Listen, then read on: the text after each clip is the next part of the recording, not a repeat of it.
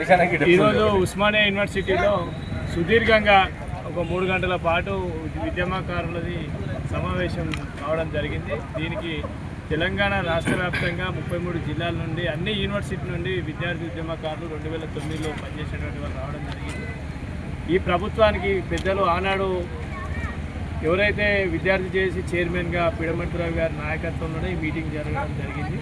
అందరం కూడా సంఘటితమై ఒక చైర్మన్ను ఎన్నుకొని ఆ తర్వాత కమిటీలు వేసుకొని ముందుకెళ్ళడానికి కూడా మేము భవిష్యత్ కార్యాచరణ కూడా ప్రకటించినాం. త్వరలోనే అన్ని యూనివర్సిటీలు సందర్శించి అన్ని యూనివర్సిటీలో విద్యార్థులకు సంబంధించి ఉద్యమకారులకు సంబంధించి సమావేశాలు కావచ్చు, కొన్ని జిల్లాలలో యూనివర్సిటీ లేవు అక్కడ జిల్లాలలో సదస్సులు కావచ్చు. అదేవిధంగా గౌరవప్రదంగా ముఖ్యమంత్రి రేవంత్ రెడ్డి గారిని కూడా అపాయింట్మెంట్ కూడా కోరుతూ ఉన్నాం.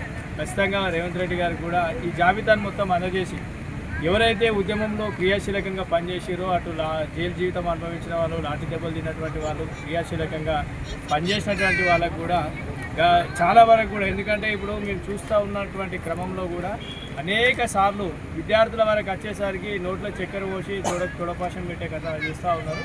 దయచేసి అది మానుకోవాలి. ఎందుకంటే మీరు చరిత్రలో ఉండాలంటే కంపల్సరీ మళ్ళీ ఒక చరిత్ర సృష్టించాలంటే ఖచ్చితంగా విద్యార్థి ఉద్యమకారులను మోసం చేయకుండా మీరు పెట్టినటువంటి మేనిఫెస్టోలో ఏదైతే పెట్టిరో, కామారెడ్డి డిక్లరేషన్లో కావచ్చు, మేనిఫెస్టోలో పెట్టినటువంటి విధానాన్ని ఖచ్చితంగా మీరు 250 గజాల స్థలం, అదేవిధంగా ఒక ఉద్యమకారులకు ప్రశంసా పత్రము, అదేవిధంగా విద్యార్థులకు హెల్త్ కార్డు. చాలామంది ఉద్యమకారులు మానసిక ఒత్తిళ్లకు లోనై తెలంగాణ రాష్ట్రం వచ్చిన తర్వాత వాళ్ళకి ఏం జరగలేక కొంతమంది హ్యాంగింగ్ చేసుకోవడం, కొంతమంది సూసైడ్ చేసుకోవడం, కొంతమంది హార్ట్ స్ట్రోక్లు వచ్చి చనిపోయినటువంటి వాళ్ళు చాలామంది కూడా ఉన్నారు.